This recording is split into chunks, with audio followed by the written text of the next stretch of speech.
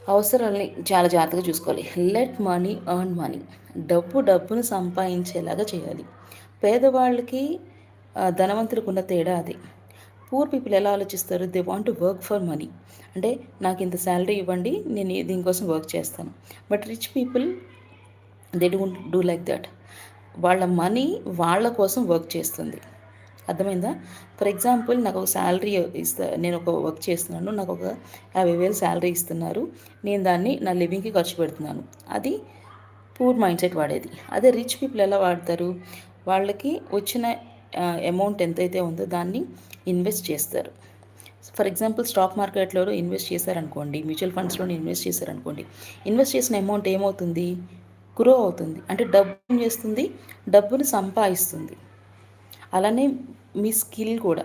మీరొక స్కిల్ నేర్చుకున్నారనుకోండి, ఈ స్కిల్ కూడా మీ డబ్బుల్ని సంపాదిస్తుంది. సో, మీరు